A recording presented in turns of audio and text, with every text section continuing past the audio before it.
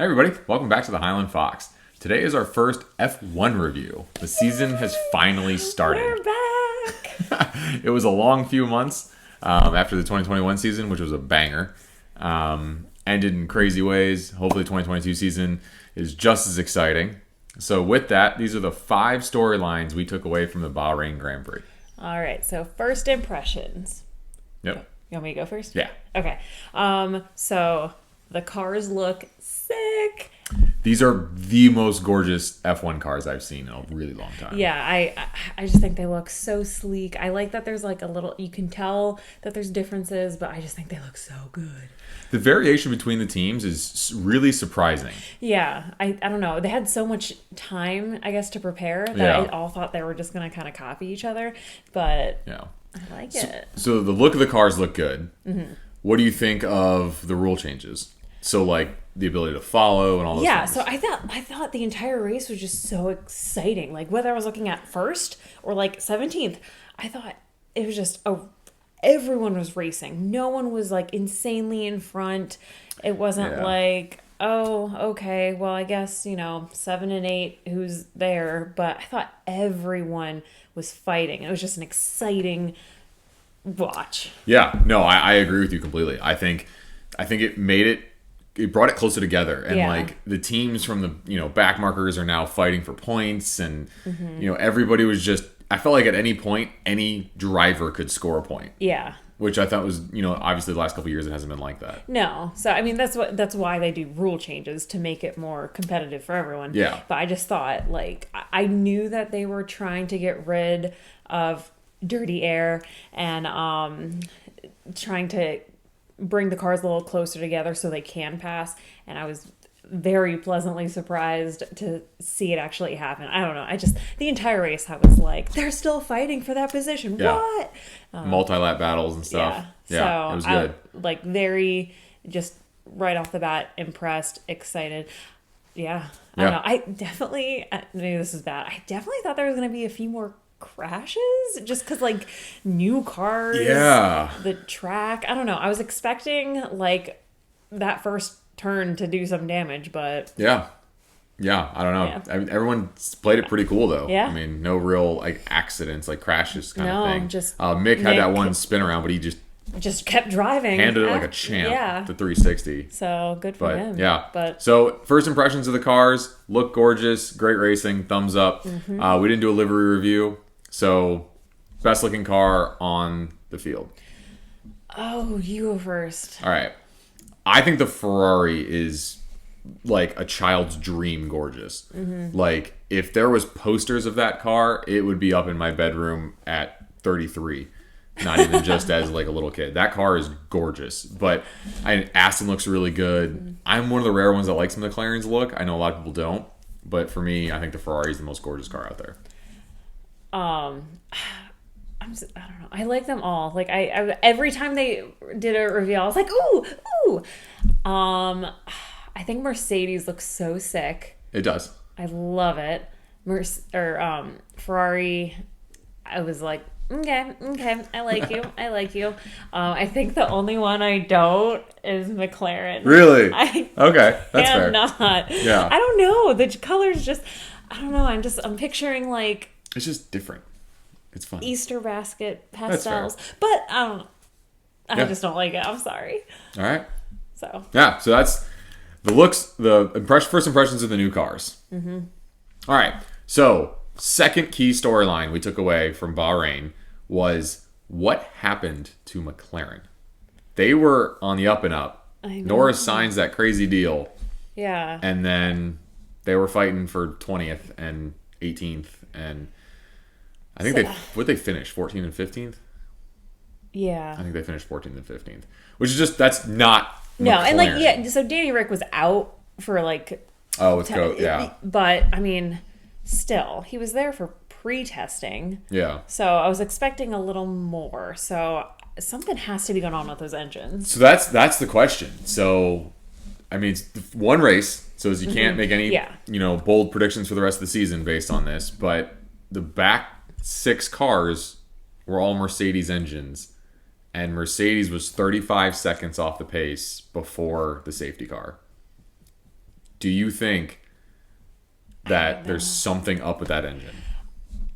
I mean, it almost seems like it. Like, that's like, I'm not saying it's just weird to say, right? Is causation. Exactly, but yeah. I don't know. Like, they all had the same engine. Yeah. But so again, one race could be a fluke, right? Yeah, but somewhat like Bahrain's a unique track. So maybe they're like, oops, we forgot to switch that on. I don't know. Yeah.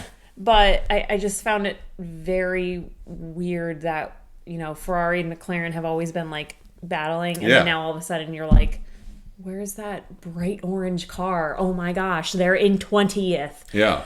So and it's crazy because Norris set the fastest time in Barcelona. Yeah. So again, that shows how much you can't take into testing. Mm-hmm. But so will McLaren fix it by the end of the season, or are they the new Haas? No, they're gonna fix it. It's McLaren. I'm sorry. Like they're one of the most legendary teams. Yeah, and Norris is a fantastic driver. He is not gonna just be okay with this. Yeah, I don't know. That's fair. I think they're gonna fix it. Okay. So I think this was just early season, fluke, maybe. Early season. Yeah. Pains. Just okay. Needs to stretch their wings. Yeah. So I think they need to bring their wings in. I think that's the problem. There's too much drag. So I don't know. I don't know what happened, but I'm hoping for Saudi Arabia something. It's a faster track. Yeah. So we'll see. Yeah. All right. So that was number 2 storyline. Okay. All right. So next up, Haas. Yeah. Talk about a third storyline. Oh my gosh. How did the Steiner ship has set sail? I don't know, but Gunther is so happy. Oh my goodness. I love it. So Haas finished 5th. Yeah. Battling with Mercedes, which is not a thing you'd say ever. Ever. And Mick, if you didn't get spun around in the beginning and then end up on hard tires for the restart. And didn't Mick... Or not hard tires, I'm sorry. Old soft tires. Yeah. On the restart. Didn't Mick say after the spin he just felt something was off too? Yes. Because at times I was like, he's standing still. Like there has to be something wrong with him just getting past like that. Yeah. So. But yeah, that and then the old soft tires when everyone behind him had newer. But that was a 5th and an 11th for Haas. So almost double points in the first race. Crazy. I mean, there's a lot going on with Haas right now. They're 3rd in the constructors. Haas is 3rd. Wow. This is just exciting. What a time to be alive, guys. I don't know. I'm excited. You can I'm sweating. Very excited. Yeah. I mean, we're not like everyone's a Haas fan, right? Yeah. Like they're like that underdog that's just been beaten so much that and to see Kevin Magnussen come back, literally changing diapers, gets a call, flies out to Bahrain 24 hours later and gets 5th. And what a cute little baby. I'm just so excited. But I mean, once again, first race. So. First race. Chaos was ensuing, but can they keep it? Yes. I don't think they can keep 3rd, but I think they can keep scoring. Okay, maybe not 3rd, but so you don't think Schumi for champion? Schumi for world title? I'll be happy with Schumi podium. Oh, I'll probably cry. my heart. Yeah. Yeah, I don't know. I think I do think at this point, another bold prediction. I think Magnussen gets a podium this year. I mean, he looked good. The car looked good. So There's crazy races. Yeah. If Haas is real.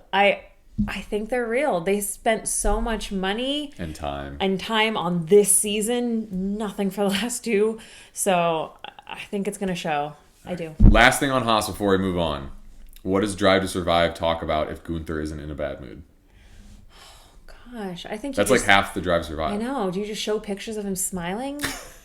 I don't know. Yeah. That'd be fantastic, though. Does Kevin Magnussen get to break any door he wants now? Ooh. I mean, if he podiums... he can break any door. Any door. Okay. All right. For those of you who don't understand those jokes, watch Drive to Survive. First 3 seasons were pretty good. I got you into Formula 1. 4th season was meh. But hey, everyone can't be a banger. All right. Going from the highs of Haas to our 4th storyline, Red Bull. Hurts. This what hurts. happened to Red Bull? I don't know. I don't So know. looking into it, yeah. So I'm trying looking to. into it. Apparently, a spec part, which for those of you that don't know, spec means you don't have to design it yourself. You can just buy it off the shelf, basically, so everybody can have the same part. Fuel pump Yes. malfunctioned, and both Red Bulls were in second and fourth, right? Yeah. With like a couple laps to go, and both engines just quit on them. So they double DNF, 0 points for Red Bull for the first race of the season, and they had the fastest package. And then doesn't Gasly have a? Gasly does have a Red Bull engine, and he caught fire. So It was a different problem. It was not the fuel pump. Okay, so Red Bull teams are kind of having some issues. Yuki Tsunoda carrying Red Bull on his back. Another statement we didn't thought we'd make this year. Yeah, I don't. Yeah, that was. Can they fix it? Oh yeah. Yeah. Oh yeah. I'm Saudi is a fast track, so I'm guessing a Verstappen win if they can fix it. But I'm pretty sure they can. So yeah, I'm guessing it might be a 1-2. Yeah, if they fix this reliability problem, that Red Bull was looking really good on the streets. It's so fast. So it's so fast. Yeah, so I'm sure they'll fix it. But for the first race, we were just like, what? What? So. Fun fact or not fun, depending on who you root for. Lewis Hamilton has a 15-point lead over Max Verstappen, which is more points than he had over a lead over Max all last year. He never had a 15-point lead on Max, and he has one already. I know, and then I'm also worried that if Red Bull has to like take a penalty because they need another like new engine or something. Yeah, they're gonna be fine. It's one race. Yeah, I agree. This is a little bit tighter now. Yeah. But I think this is just going to bode well for a very exciting finish because now Red Bull's got some urgency. You know, Mercedes got some urgency. You know, McLaren is kind of where they're at right now. Ferrari's got some urgency. Yeah. I think it's going to be a good year. Good season. Yeah, it should be. Very exciting. If you haven't gotten into F1 yet, get into F1 this year. And then one team just runs away with it and we just lied to everybody. I know. We just cursed the season. They turn on, they're like, Aston Martin just wins every one. What? What are they talking about? This Haas team is too dominant. Yes. Change the regulations. But I think Red Bull's going to be fine. Yeah. Christian Horner will not allow. Ginger Spice will not allow them to be bad. Spice World, everyone. Yeah, I think so. And Max had good pace. I mean, he's aggressive still. So I don't see Red Bull really struggling that much going forward. All right. Last key takeaway from this Grand Prix. Ferrari 1-2. It's the first time they've won a race since Singapore 2019, which was also a 1-2. What? Like, where did that come from? I mean, it was bound to happen.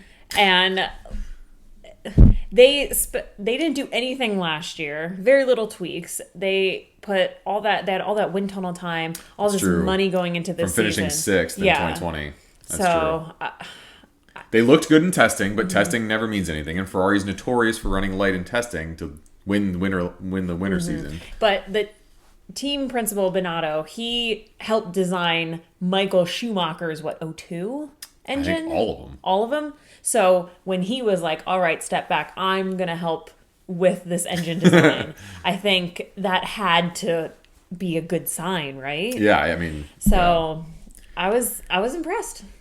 It was nice for Leclerc to get a pole, lead the whole race, fight against Verstappen, hold his own, and then win. You know, especially in 2019 Bahrain, he got it taken away from him with his engine issue. Yeah. So to win this kind of shows the world like, hey, Leclerc is still good. You know, he doesn't need an illegal engine. He doesn't need red flags to win. Yep. So it kind of puts the world on notice. And I think it's Hamilton, Max, and Leclerc, and possibly Sainz, because Sainz was not happy that he finished second. No. So that's shows that he's like fighting for it. Yeah. But I think F1 World, maybe this is me, but F1 World just seems like a better place with the red team winning every now and then. Yeah. You know, it just seems like. Yeah, it's like, you know, when the Lakers are good in basketball, right? Or like the Yankees are good in baseball. Like, you need those big franchises to be good occasionally. Yeah. You don't need them to win all the time. But, I mean, Ferrari hasn't won a driver's title since 07 with Kimi Räikkönen, and then hasn't won since 08 for constructors. Yeah. Like, they need to get good again to make the sport exciting. Especially with Mercedes, Red Bull, and Ferrari all going at it for this year. That's going to make it very exciting. Because if this was just between Max and Hamilton again. Like, Max didn't get points this race, so already Hammy's 15 points ahead. So it'd be like, oh, well. Yeah. So I think this makes it even more exciting just to have more people thrown in to getting that world. So, can Ferrari keep it up? They're notorious for starting fast and then not developing. Do you think Ferrari's a legitimate threat, or is this one race, was the track just conducive to them, so they're still not a threat? I do think that they're gonna keep developing. I'm hoping that the past few years have been a wake-up call to, like, hopefully.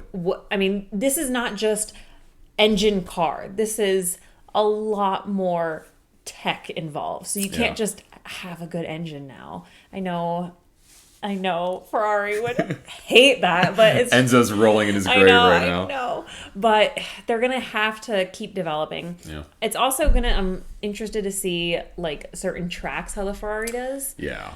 They do good on those, like, windy tracks. Like Monaco might be good, like those medium corners. Yeah, but I think the fast tracks are gonna hurt. Those big side pods are perfect for like, keeping the car balanced, but I think they got some drag to them. So, I don't know. It's gonna be very exciting. All right, final thoughts for the first race. I put you on the spot. I know you did. I was just.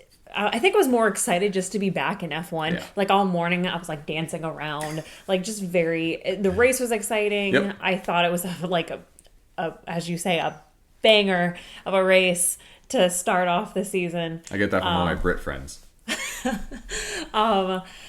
Ginger Space? No, I have other Brit friends. Oh, okay. Me and her aren't on talking terms anymore. Oh, okay. Yeah, sad. Okay. But yeah, I don't know. Good race to start off with, I guess. I'm Drive to Survive is gonna love it. Unless they don't. And that's true. What about you? Yeah, final thoughts for the first race. Exciting to have another one too from a different team, right? It's not Mercedes or Red Bull, kind of like McLaren's last year. It wouldn't be exciting if Ferrari just runs away with it if Mercedes doesn't keep it up, and if Red Bull just keeps DNFing and then Ferrari wins with like 12 races to go. That'd kind of make it a boring season, but I don't think it's going to be that. I'm really excited for the season. I think there's 4 drivers that can compete for the title. I think there's 3 teams that can compete for the title.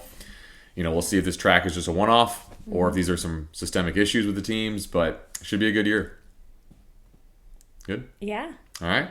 Yeah. We'll close it off there. Please like and subscribe if you'd like this, and we're going to be doing this kind of content all year. All right. See you next time, Yeah, guys. thanks, guys.